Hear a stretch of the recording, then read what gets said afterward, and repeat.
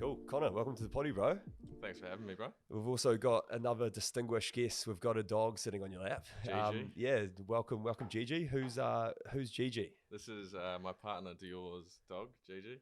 Just looking after her for a week while she's away, so thought I'd bring her to the potty. Mean, bro. Definitely the first dog that we've had on the potty. So welcome, little one.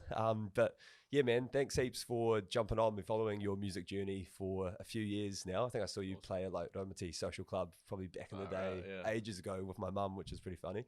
But yeah, before we start, do you mind just introducing yourself, bro? Yep.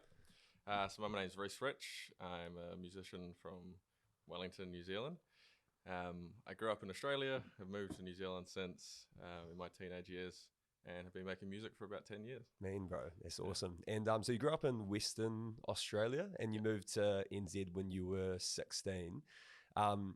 What was the dynamic like, obviously moving back to New Zealand when you're 16? You're quite a bit older, probably a bit harder to sort of form or socialize into social groups when you're that age, because you went to Kapiti College, eh? Yeah, I originally went to Tauhara College for a year, just living in Taupo when I first moved back, and then to Kapiti for 2 years. So True.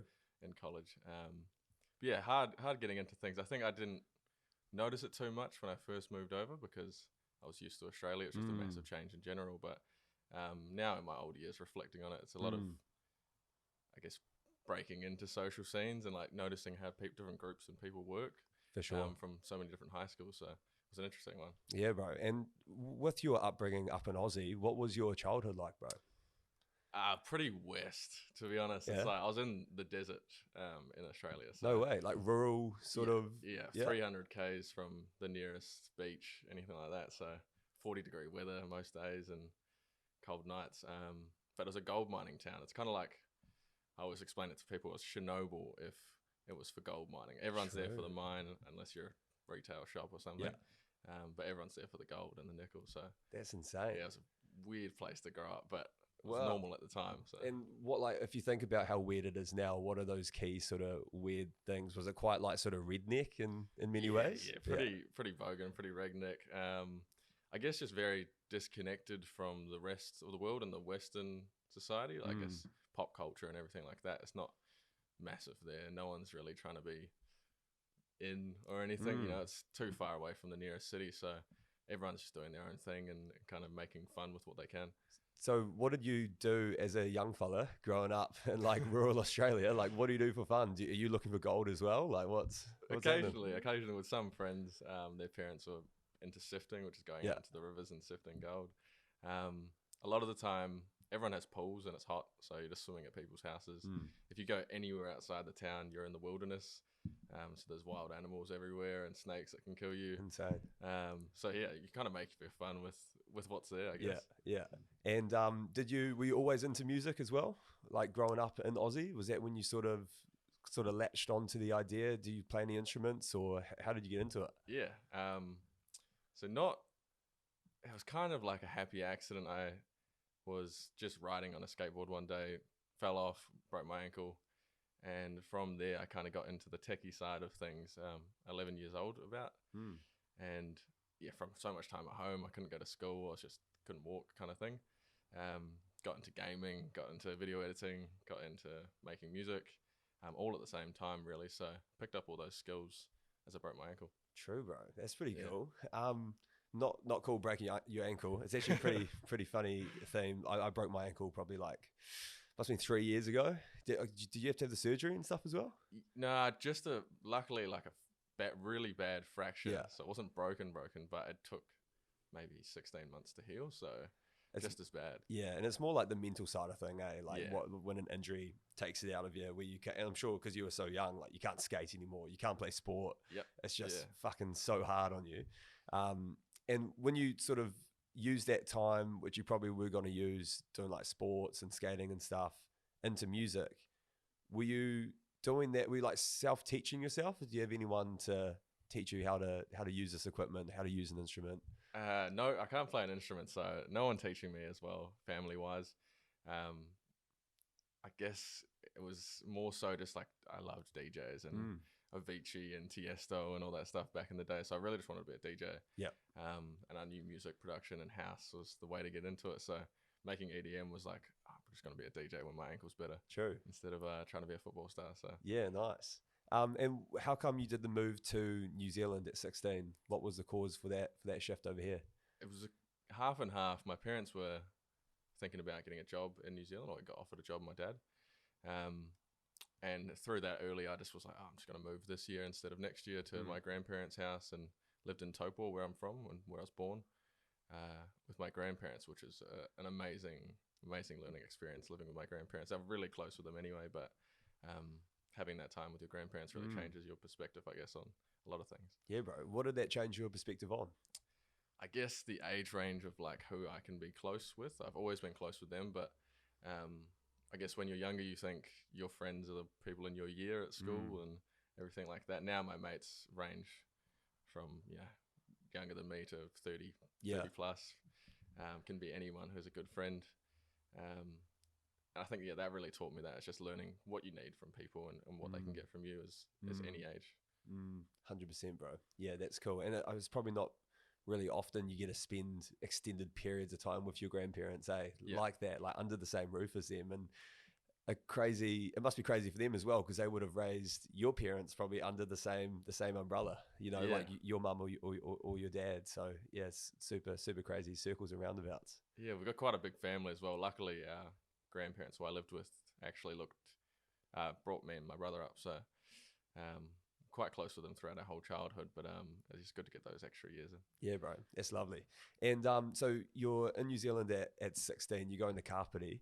From there, what was the sort of key shift? Did you always want to head into doing music? Or, cause I feel like when you're 18, 17, there's so much pressure on young people to go into like university, right? It's like I felt that when I was in year 13. It was like, if you're not going to uni or doing a trade, you're totally sort of shunned out from society in a weird way, at least from like the social collective, because that's where all your peers are going to. So yeah, what sort of pressure were you putting on yourself during those years in year 12, year 13 for what you're going to do next after college? I guess I didn't think too much about it because I'd moved schools so many times. Schooling from Australia to New Zealand was a lot different. The standard of schooling and everything like that, I felt like I was repeating myself in schooling, going to different high schools every year. So I almost gave up on school in a sense. It was just I was making music in class most of the time, and I was locked in that when I moved to New Zealand, I started doing vocals and singing and rapping and stuff. So I was locked in there. Like this is it. This is the only thing I've done throughout all of my teenage years. The same thing. Everything else has changed around me, and I've just kept making music. So this is the one thing that will stay the same. That's cool, man. It's like the constant in your life. Dependent variable. Yeah. That's a good way to put it. I think whenever you're, and like shout out to all like the SoundCloud rappers and stuff like that. That's what we had a yarn about with my mate Tabby, who was on the podcast a few episodes back. But I feel like for all of those people who are grinding, like, SoundCloud rapping, or just being that first sort of like high school rapper, like or when you're setting up anything really, when you're putting something out into the world, whether it be like a podcast or a new song, or you're doing something for the first time, like that shit's fucking scary, bro. Like you don't know what the reaction is going to be, how it will be received. So take us back to like your first song, your first track that you released. It's a weird thing. I feel like now in my older years, I have more pressure than I did back then for some reason, which is a strange one. I think it's all the pressures that are added when you get older. Yeah. But back then it was just, I don't know, I was having so much fun making music. I just found out how to put music on Spotify through, this website, Lander. And I just dropped it when I got to Kapiti, and we had parties and people were playing it, and I was like, this is awesome. So I just kept going and dropping stuff throughout high school. But it seems more like nowadays it feels like it has to be a certain way, and all these other pressures of life kind of just stack up on you. So I feel like it was easier to release when I was younger, now that it is more than it is now. Sorry. Yeah, true that. I guess now you've, as your career is growing, you're like doing festivals, 1-to-1 festival, opening for Mellow Downs, like some huge stuff there. There's probably more pressure from like the commercial side of things. Is that, have you seen that to be a way in which maybe seizes the amount of music you can sort of put out there because you're treating it like a business? Yeah, I mean it's half and half, good and bad. If I released everything I'd made, I don't think I'd be happy as well. True. So I'm happy that over the years the constant thing is making music. I've always been making music. Maybe I haven't released. I released a project in June for the first time in 2 years. And But through that whole period of not releasing, I had been to playing shows, making music with people, kind of stacking up on my catalog. So you're not too unhappy that I haven't released the music, but it's more so you're treating it like a business. It is a business now. I've got people to pay. I've got to pay myself and got to get paid by them. So it's definitely a business. how does that work for, like, paint the picture for like a young up and coming musician based out of Wellington, trying to really make it in New Zealand? Like, what sort of steps do you have to take, and what is that pathway to actually make it so you are, playing, producing, performing, and just living the life of like a full-time musician? Like, how hard is that journey? And like, what is that like for people who aren't in that scene? I think one major thing is, especially in New Zealand, if you're somewhere else in the world where there's a bit more money or a bit more economy in general, I think don't quit your job and just try to do this. I've worked full time the whole time I've been doing music in New Zealand after school. And I think it's a really good part of learning life at the same time as learning music, because if I was just balls deep in music, I don't think it would be, I'd be at where I am in maturity for my business. So definitely work and do music as much as you can. Work with as many people as possible, as many people in the scene who are making music. And I think not to be too obsessed with music is a massive thing for me. I think there's a lot of time for my music to come out and me to do music for the rest of my life. So work on your life and work on making memories and making stuff to write music about. I like that, bro. That's really nice. Yeah, it must be really tough. And are you in a position now where do you still have a 9 to 5, or you? Yeah. Yeah, I actually What do you work do outside? For the past year, I've been working in insurance. Nice, bro.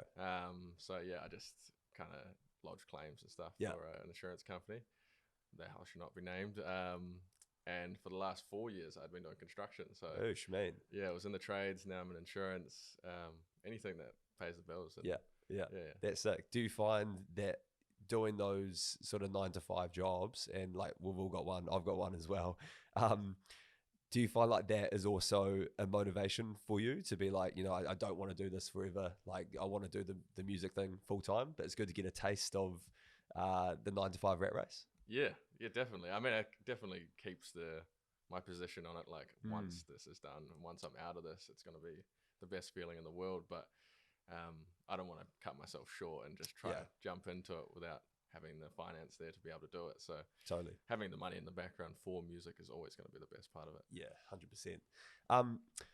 For a lot of musicians, their music is really influenced by their upbringing or their childhood. So what sort of synergies can you find with like your genre of music and or like the inspiration that you get from your music and your childhood? Yeah.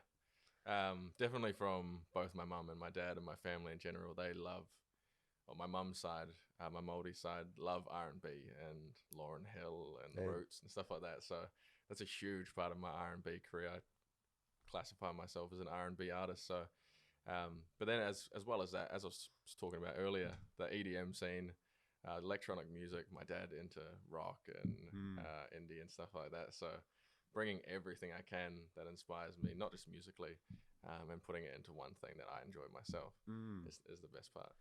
Because I feel like with you, like, and you describe yourself as an R&B artist / rapper, I feel like a lot more artists nowadays, they're almost becoming genreless in a way. And I was listening to a podcast with Loyal Kana quite recently, and he was talking about, you think about Tyler the Creator, maybe like Kendrick Lamar.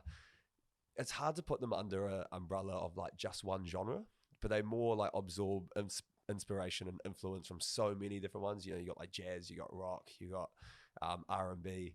Do you find that might be a bit more of a trend that we're seeing from a lot more artists? Especially in the hip-hop R&B scene. For sure. I think the biggest artists in hip-hop aren't just doing hip-hop anymore. They're blending everything. In a sense, hip-hop is dying a little bit, which isn't a good or a bad thing. It's just not as popular as it used to be. Yeah, yeah. Why do you think that is? I think it's just because you can't deny that pop music, even though people think it's cheesy and corny and stuff like that, it's the music that everyone enjoys. It's like, while me and my hip hop friends enjoy some small Atlanta rapper or something, it's like the rest of the world is listening to Taylor Swift. And she's, got everyone at her grasp. So it's like maybe the small circle's listening to this hip hop song, but the rest of the world's listening to pop and these mainstream influenced songs, which is a beautiful thing. I think pop music's awesome. So That's so true, bro. And like my missus, she's like a Taylor Swift fanatic, eh? Yeah. Like she was on the phone to me, like crying, like when she got the tickets over to Aussie. She's like, "Oh, I'm going to the show," and like I never realized like how fucking big Taylor Swift is before she introduced me to her. Like, bro, she like sells out stadiums all across the world like every second night. It's crazy numbers. Same thing as like Ed Sheeran or anyone in that pop scene, they're making music that anyone can enjoy. Back to the age thing, it's like any age can enjoy it. It's not just 18-year-olds that are trying to listen to this or any age group. It's, elderly, kids, adults, everyone can listen to this. So 100%. Yeah. I've got a funny yarn about Ed Sheeran actually. There's someone that I work with at my old job actually, and he went to high school, or I don't know, he grew up in the same town as Ed did, and they're like the same age. And so they've always like kept in comms as I guess Ed's like career has just like blown up. And recently when he was over in New Zealand for his Wellington show, I think it was like earlier this year or something. Yeah, I went to it. Actually. Yeah, Awesome. man. And my mate went to his like sound check, and then afterwards it was like, oh, what are you doing afterwards? He was like, I'm just going to go back to my place in Hataitai sort of thing. So it was like, oh, sweet. Can I come? So like just hopped in my mate's like real normal car. They just drove all the way out to Hataitai. My mate had like his son in the back who had no idea who Ed Sheeran was because he's like 3 or 5 or something. And they had like all of their security following the car sort of. It was like 5 p.m. on a Friday. Like my mate was like, shit, what happens if there's like traffic and someone just like spots Ed Sheeran in my passenger seat in broad daylight? But he's challenged my mate into writing one song every week for a year, which is pretty cool because he's like a singer-songwriter. Yeah. And so my mate's like sending him all of these tracks every single week. And Ed's like, while he's on a world tour, like replying to him and stuff, which is awesome, and like giving him feedback on the songs. And I think the idea is once he does one song a week for a year, then they'll review the best tracks and try and produce it and turn it into an album. So crazy stuff. That is just, someone as big as Ed Sheeran, who's actually just the most normal guy. Yeah, bro. If you've seen him perform, to do something like that with someone yes. Insane, yeah.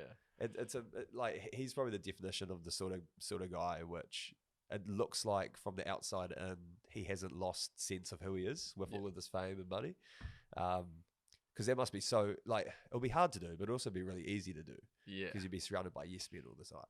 I think I had a conversation, funnily enough, last night with one of my friends. It's like, even though it does get glorified so much, any celebrity type music, whatever you're doing, people thinking like these people are living a crazy life. It's like, it's all relative. They're just normal people, even if they've got these millions. Like they're all dealing with the same thing as us. Totally. Unless you get certain people who think they're above you, but the rest of them are just normal people. Yeah, hard out. I think I mentioned to you when we were in the comms, I went to the Loyal Kana gig up in Auckland last week, which was so sick. And afterwards we found out, just through being pests basically, found out where like a sort of after party thing was. Yeah. So we were at this like real low-key venue with just like basically Loyal and his whole band until like 3:30 a.m. in the morning, which is just crazy. But yeah, I was talking to him as well because he's traveling the world. His music's blown up hugely. You're like probably my favorite artist from the UK. But I think it comes down to that thing. Like choose your hard, because he's also like a young dad. He's got a daughter, but he's over here in New Zealand, traveling the world and touring and not being able to see his little boy. But I think with that level of fame and exposure, there just becomes more challenges as well. Yeah. Like everyone's human. Yeah, definitely. Yeah, it's crazy, bro. Within your music, where do Where do you get your most? Where do you get your inspiration from, bro? It's the new music that came out recently they're all really old songs. So the inspiration comes from everywhere. I mean, it's always half and half love songs and the experiences I've had with friends and significant others. Yes, definitely. I love writing love songs. Yeah. I love writing songs about like pain and passion and stuff like that. So um, those songs, even though I haven't, it's just an unplanned release. Sorry, they felt maybe the best to release those out of all the songs I've released. That was the most uplifting and weight off my shoulders release I've had, even though I didn't, promo it, didn't do anything with it. Just had to get it off my chest, which was the best part. And yeah, these songs about, as I was talking about my grandparents, one of those songs is heavily about my grandfather who passed away. And that song just felt so good when it, was written, and now when it's released, it's like letting go of it. So, wow, that's cool. Yeah, definitely. The more it means to me, the less well it's probably going to do. And the less it means to me, the more commercial it's going to be. So true. it's kind of finding that balance between something that means a lot to you and is catchy and commercial. Yeah, true that. And when it comes to like the writing process of writing your songs, what does that personal process look like for you? How do you come about the actual writing component of writing a new track? Yeah. So with my own stuff, I work alone a lot of the time because I produce and I write and record. So a lot of the time I'm by myself, which is just a gradual process of producing a beat and just writing as I go along. The other times when I'm in kind of competition mode in a studio with another artist, I literally every time I just stand up on my phone typing notes and walking in circles, and everyone probably thinks like, what is this guy doing? But, let him cook. Yeah, within 10-20 minutes, because I feel this hunger and competition, whereas it can take me 10 hours to make a song by myself. Wow. But it's very quick when I'm in a room with other artists, because I'm hungry to compete and be the best in the room for that song. So I really love working with other artists in that sense. It's like, any sport, you're in a room to put the best product out. So it's an awesome competition. But yeah, writing when I'm by myself can take all day, which is awesome. When you say compete, what do you mean by compete? Well, each of us have got a verse. Someone's got to make the hook or the chorus. So I'm trying to be the first one to write that and the first one to get the ideas on the board. So that's when I feel like, even though we're working together, it's, especially in the rap scene, more so singing is very working on it together and picking the words together and everything.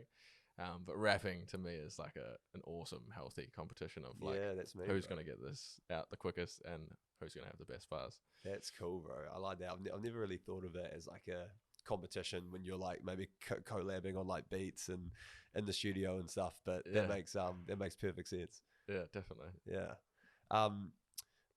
When you get your inspiration from music, I read an interview that you did, and you said you also get like inspiration from even like designs. It might be like conversations or experiences, but there are sort of like other wider things which you draw inspiration from. Is there anything in particular like recently which you've been like really infatuated over, which is making its way into your music? It's gonna sound silly, like even being a dog dad nowadays. I really enjoy just like stuff around the house, which is maybe because I moved in with my partner at her house, which she owns, which is a beautiful home. She's got this Dyson vacuum, and I'm just loving vacuuming all the time, like this wireless one. Little things like that. It's just staying on top of like the kitchen being clean at night. I'm like, these things are, although they seem mundane and chorey, to me they're like creative expression in so many other ways. I'm like being creative with how things can be laid out around the house, and in any way I can kind of think about something and plan it out. I definitely just try to do it. So yeah, drawing inspiration from having like a healthy, clean lifestyle at the moment, which is something I've wanted for a long time. And fortunately this year it's kind of come into fruition where I feel pretty balanced and healthy and in a good position. So that's where it's coming from at the moment. You've just motivated me to get home and start fucking cleaning, eh? Mrs. Mo, what are you up to? I've got the fucking vacuum cleaner on like the ceiling or something. It's so true though, like the mental clarity you can get, from like a tidy, well presented home. Like it's like just the mental space that you have to like actually freely think rather than heaps of clutter. I think it's so different as well. Like when I was 18, flatting in a damp home with Yes, randoms bro. on Tasman Street Yeah, in yeah, Wellington. yeah. The room could be an absolute pigsty, and I'm sitting there laying in the bed with my headphones on and my mic in my hand and everything, and it's like that was the awesome, like, you know, the Yeah. perfect environment for me to make music in at the time. But now it's just so much different. It's like I want to wipe the table down before I start making music. Yeah. And it's just a different product, I guess. Man's grown now. Yeah, grown now. That's it.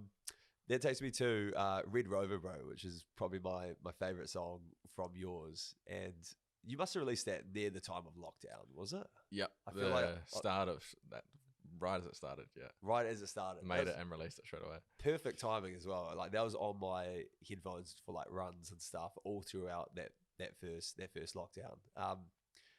And what I like learned about the song is actually about you. The song itself is about you waiting for your partner at the time to come home, right? Yeah. So like, Yeah. and you listen to it, you wouldn't really even assume that's what it's about, but when you dig deeper into the storytelling, it's like it's fucking really cool, dude. So do you mind just speaking a bit more about that song and the inspiration and where it came from? Of course, yeah. I actually think it's such a funny story all the time. But my ex-partner was actually just working at New World as like a, what was it called when Essential you were? worker. Yeah, essential worker. So everyone was at home, everyone had to stop working, and she was still going. So, as stupid as it sounds, yeah, she was gone most of the day, and everyone was home. So I was in my room making music, and I was like, kind of just like, I'm gonna write a song about waiting for her to get back from work, and somehow it turned into Red Rover, sorry. Which shout out to everyone listening to Red Rover. It's nearly on 1 million at the moment. I think you got like 10. Years. I looked at it today. It's like 10,000 plays. You'll be at 1 million. Yeah, something like that. 990 or something. And it's like Run that it up. song just same thing. I just put it up on the internet, no promo or anything like that. So for it 3 years later to be doing so well, it just shows that it doesn't have to do well straight away for it to be a good song. Totally. Yeah, that's epic, bro. I love that song. So if you listen to the potty, chuck on Red Rover by Rhys Rich on Spotify and let's get it to 1 milli downloads. You have to have like a celebration party or something, eh? When you hit 1 million. That's a big deal. It's massive. Yeah, no, it's really, to think of that many people in one room is ridiculous. So it's overwhelming. Super epic, man. I was also keen to talk to you about the process of like performing like a live show as well. And what are if you were to make like, if this was a recipe, what would be the main core components to performing the best live show possible? Like what would those ingredients be in the recipe book?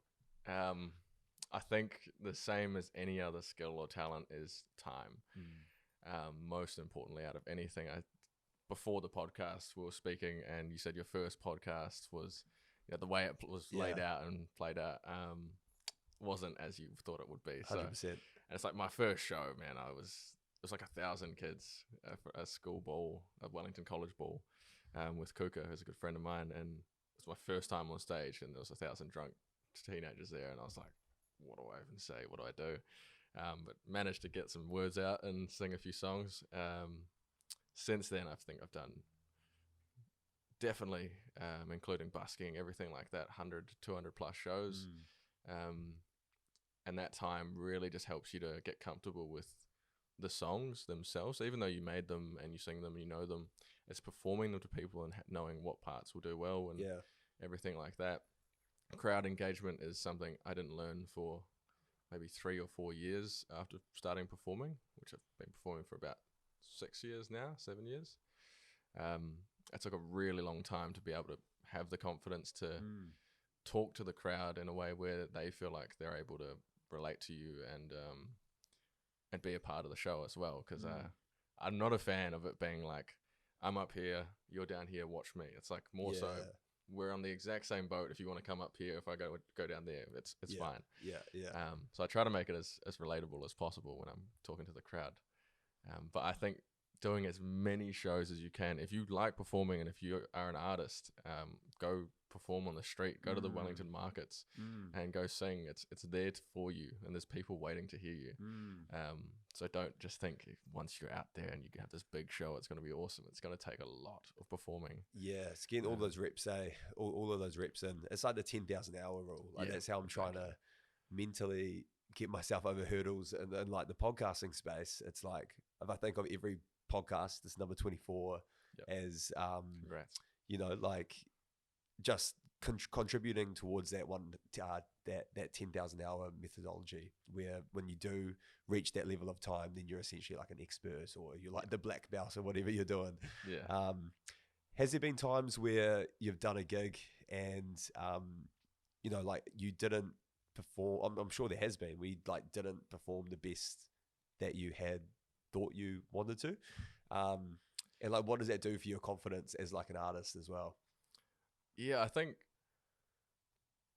more so a lot going through those experiences, learning how to perform. Luckily, in the last 3 years of having Benny Balance, who's my DJ, behind me, we've just made this really good set, and it's really comfortable and easy to do. So the only things that can go wrong is if we get a bad turnout, or if something's wrong with the show or anything like that. Haven't had too many encounters, luckily, where I've made some heavy mistakes, and if I do, I try to come straight back from it live. Nowadays, because I'm so comfortable with a lot of the songs, it's more so when I experiment with something. Say I've got a new song to perform. That's the challenging part. Is I don't know how the song is going to do. I know the rest of the set is really awesome, and I'm happy with it, but this new song is scary. So it's like sometimes you play a new song and people are like, oh yeah, that's pretty cool. It's okay, well, that's one that's not going in there again. Yeah, true. Yeah, it's kind of like must kind of be like stand-up comedy in a way, eh? Like you might do like a joke, or like try a new spin on a joke and it doesn't land, so you're like, shit, I've got to refine that, so the next time I go up there it's a bit different. And even so, it's like your stand-up comedian could tell his joke to his friends and they're all like, that is hilarious, and then you go out on stage and it's a whole different group of people and they're like, that's too far. So like, yeah, that's not funny. If you want like a cheap date night for you and your partner, there's all these like open mic nights that you can go to at like the Fringe bar in cool. in town, bro. It is fucking so funny. It's like $10 or something. It's all these like first time comics that go up there. And just don't sit right at the front because the MC will just absolutely roast you. But it's so cringe because some of them are just terrible, like just absolutely honking.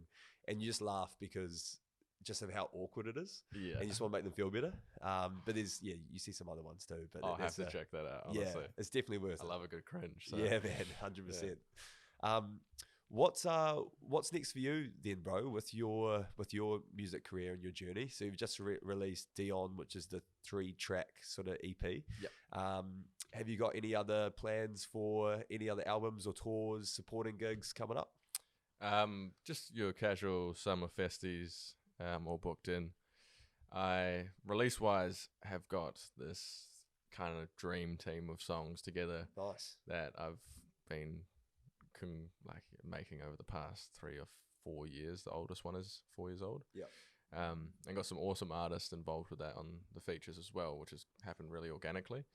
So getting those songs compiled, as I said, I'm not managed at the moment. I'm not with a label by choice. And it's kind of just doing it on my own and pushing myself to do it at the moment. So I know the songs. It's just making a release plan at the moment to get these out. Sweet, bro. And you say that you're not under management by choice.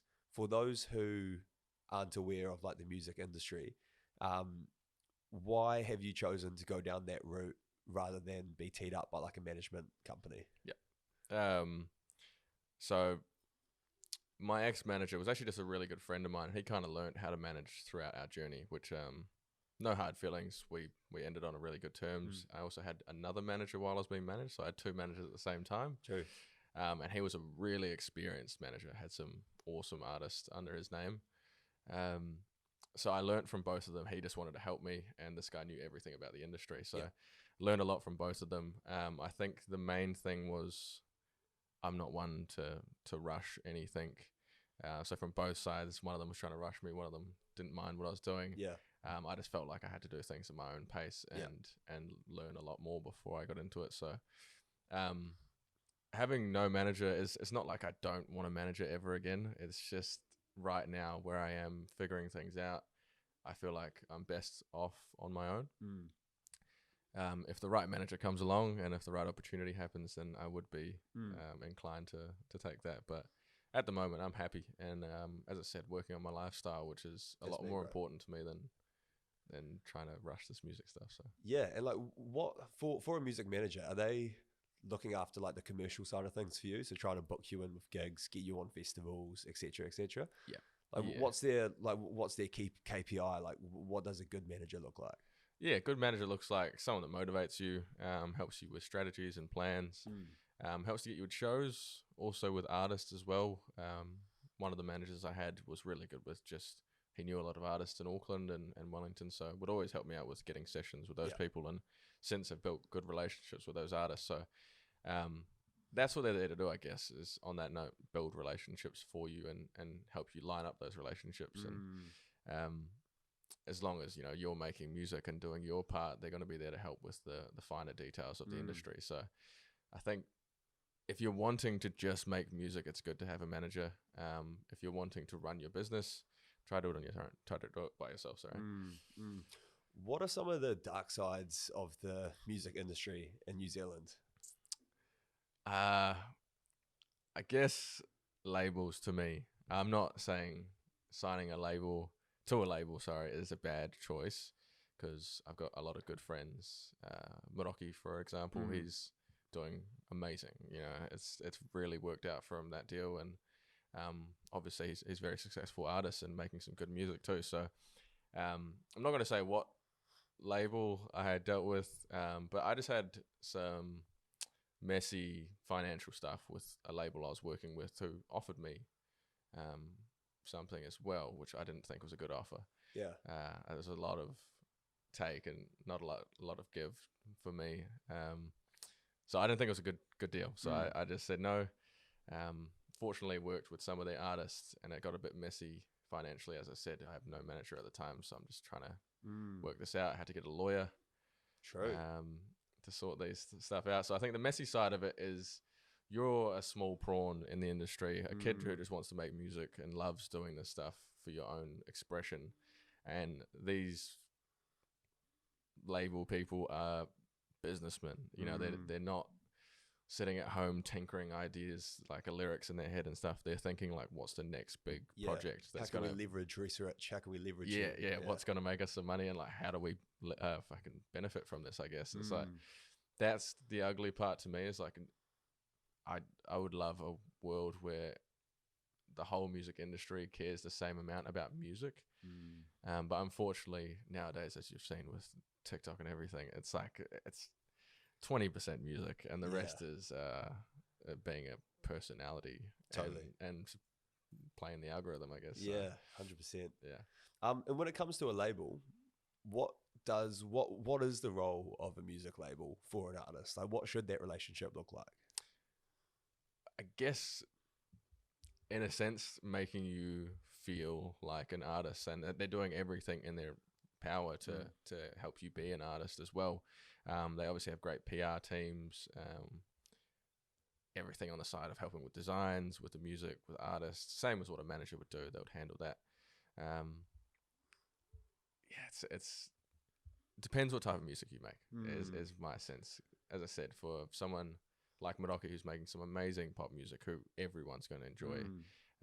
it's awesome for him to be able to take advantage of that. But I feel like I'm on the brink of kind of that poppy industry music and also just some really out there stuff. So Mm. just finding the right label in my eyes is And it.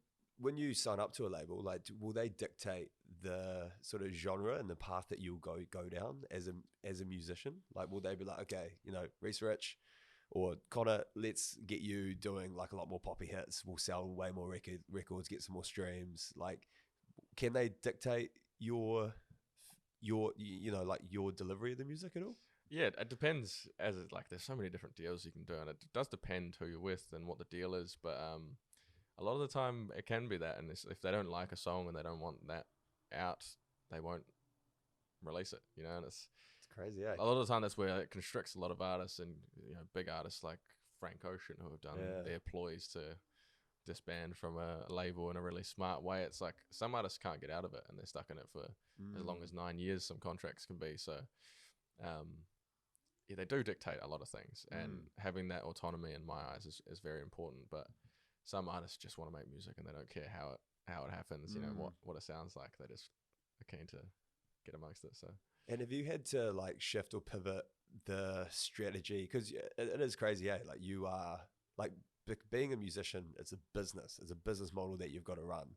Have you had to adapt or change any of your strategies as a businessman to sort of keep up with the world nowadays, with, you know, the likes of like TikTok and the social media game and all of that sort of stuff? Have you had to maybe pivot or done like an intentional approach to, I don't know, not be yet. on TikTok or like I whatever? think I should. Is the strange thing. Like I know that nowadays that's how it works, and as I said, I wish it was all about music, but it's not like that anymore, and times have changed. But no, not yet. I think I should dive into that a little bit more, and I've learned about it a lot from. I've helped a few other artists with their stuff, so I think I know how to do it, and I should do it, but I'm not doing it. Yeah. Only so many hours in the day, eh? Yeah. Have there been any experiences, bro, like when you look back on your career so far, what has been like the top moment for you as a musician that you can think back on? Oh, it's got to be. There's something about performing more so than anything else. Because a lot of the time, as I said, when I make music, I'm by myself, or I'm with some friends and we're just hanging out. So it's not like, you know, it's like another hangout kind of thing or being by yourself. But performing is just this feeling I can't describe. And when you're on stage, it's just obscene. The feeling and like the connection you have with the crowd, I guess, is just amazing. And one of the most amazing moments for me that I remember is working late by Department of Art. Shout out DOA.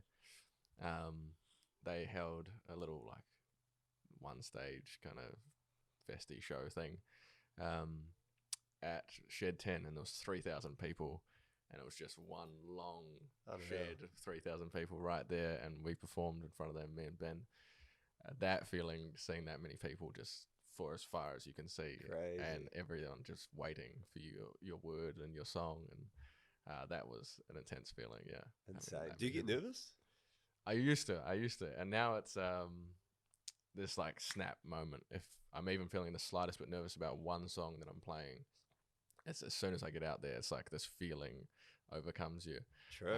And insane. it's the craziest high you'll get after the show, you know, and like while you're doing it as well, it feels like it goes like that. If it's 45 minutes, an hour, it snaps. But you get off stage and it's just, it lasts a day almost, you know, this buzz from performing. So it's awesome. It seems like a drug, eh? Like if that was like in a honestly. capsule that you could give to other people, like I'm sure it would be like the most popular drug in the world. Sought after. Yeah, hard out. But when I see people perform live, and there's almost a fine balance with like fighters as well. And we've had like the bro Corin on the podcast before. Oh, awesome. And you know, you meet Corin, the most lovely guy you've ever met in your life, and then you'd find out later that he's like a fucking cage fighter. You'd be like, what? Like he's just you were not Pickett. But there's almost like this, I don't know, this like switch which must go on. And it's the same for probably fighters as it is to musicians when it comes to the time to perform. You know, you almost like lock into this upper power, or this like almost like an alter ego, eh? Like, do you feel like you were the same person? Do you feel like you're the same Connor now as the same Connor that you are on stage performing? Yes and no. Like me enjoying it and me observing the performance is I would describe it as like when I make music and a lyric comes to my head, like I'm the same as anyone else hearing that song. I'm like, oh, that's such a mean lyric, and like it's like someone gave it to me. Yeah. So the same thing for that as well. It's like, yes, I am Rhys Rich up there, and I feel like I'm pushing more energy than I ever push out in my normal lifestyle. And you know, just doing as much as I can. But at the same time, it's like I'm watching myself do this, and I'm in control of it all. So yeah, half and half. Like I'm playing the character, I'm also loving it, like as myself. That's cool. Watching myself do it. That's awesome. That's awesome. Has there been any moments where you've like met someone throughout the way that you've really looked up to, whether it be like Tom Scott, Mellow Downs, or equally has it also been anyone that you met and you thought you had a really high expectation of and they sort of failed to deliver? I probably wouldn't answer the latter, but so there is some. yeah, Never met your heroes, but eh? the main one for me that was crazy is Eno and Dirty Yeah, bro. from Auckland, and I obviously grew up in Australia, so I didn't know who Eno and Dirty were, but when I heard their music from one of my friends, I was like, these guys are Yeah, bro. the Shampoo, most amazing. conditioner. Yeah, So exactly. I was like, these guys are exactly the type of hip hop like I love and enjoy, and it's from New Zealand, so I'm like, this is crazy. Yeah, meeting Eno and Dirty and becoming good friends with them as well, which is cool. Was a surreal moment for me, and same thing. Got in the studio with them and just went as hard as I possibly can. That's So sick. it was awesome to kind of get on the field with them in a sense. That's mean. Are they still writing music? They still Yeah. performing? Separately, I know Eden or Eno is doing a lot of DJing and stuff like that. Yeah. And Dirty is now with Moko Mokai, Oh, true. which is his new project with OG Dusty and a couple other guys who have been helping out with that. Man. Yeah. Yeah, they're sick, bro. They're awesome. So you can't speak on who was the person that you met that never met your hero moment. Nah, I don't reckon. Maybe off air. Have you ever seen or have you ever felt that being from New Zealand, and like I say this with complete caution because I also feel like this is like a really limiting factor because I'm from Porirua and a lot of young people probably self-deprecate themselves because they're from Porirua and think that they won't be able to, run a business or like TJ Pininara, be an All Black. But have you ever felt that being a musician in New Zealand has been self-limiting to your potential?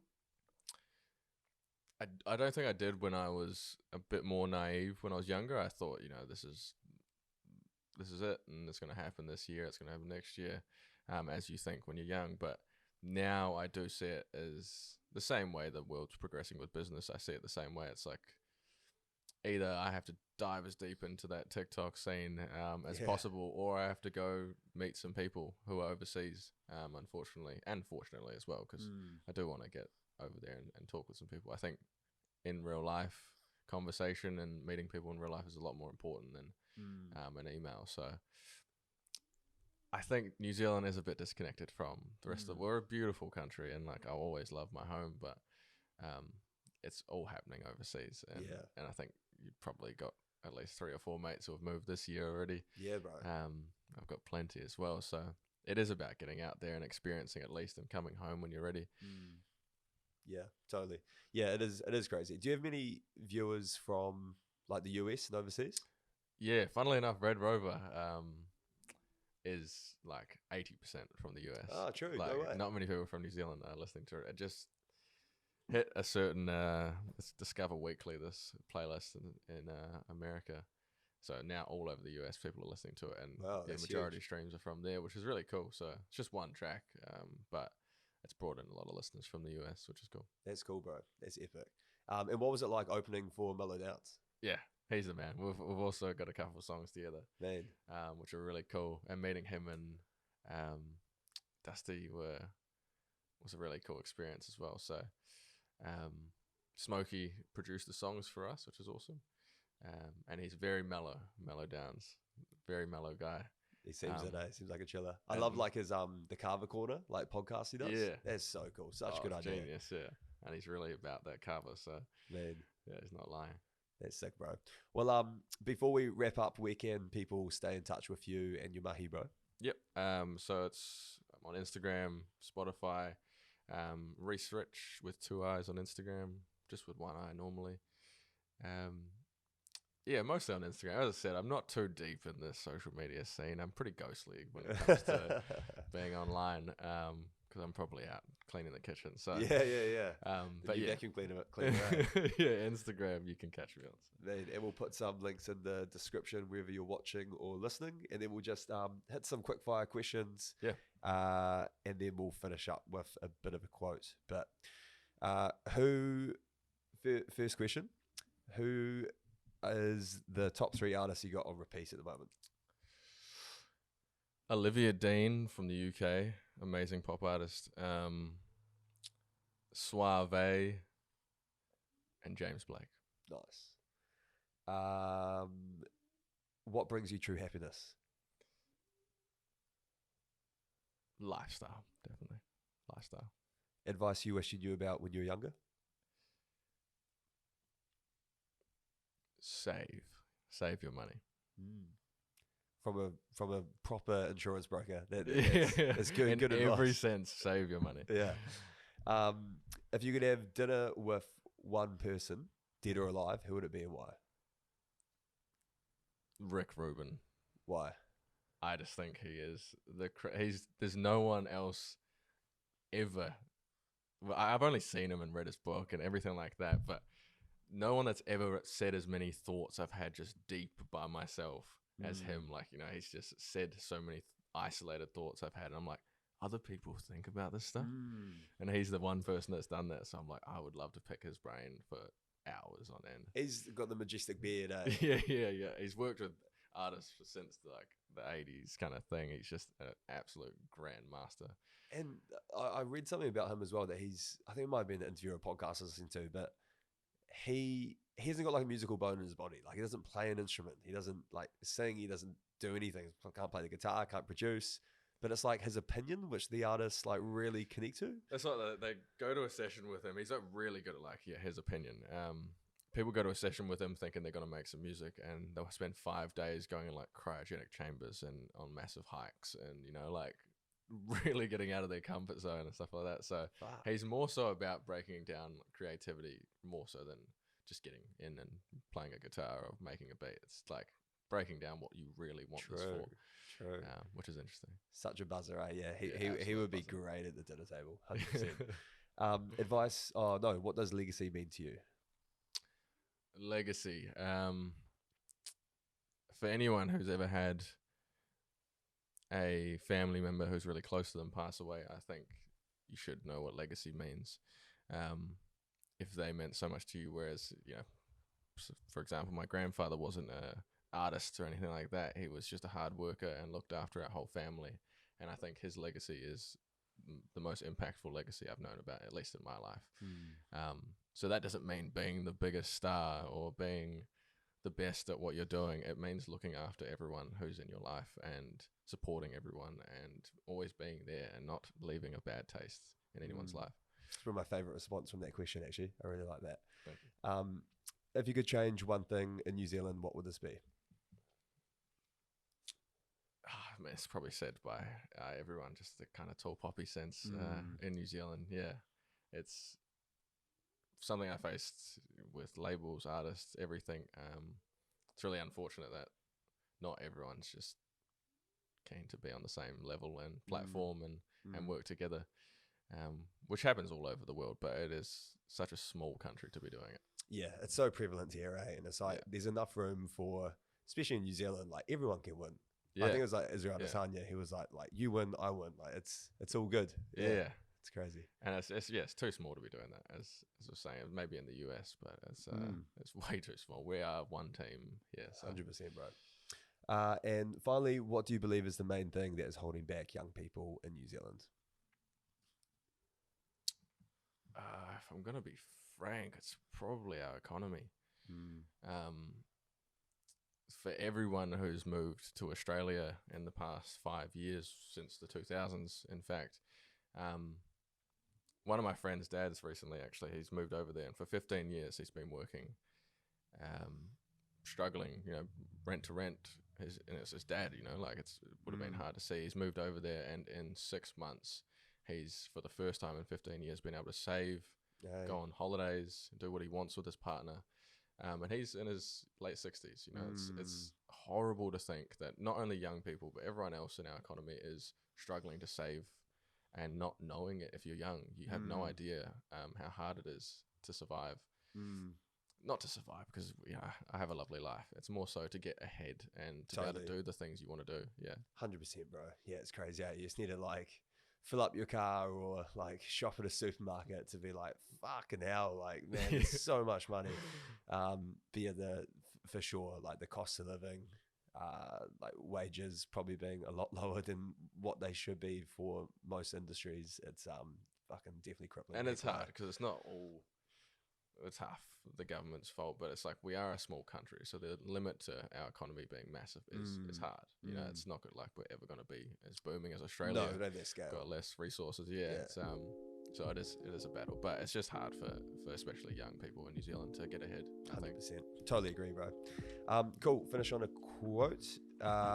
If you can't fly, then run. If you can't run, then walk. If you can't walk, then crawl. But whatever you do, you have to keep moving forward. Cheers, bro.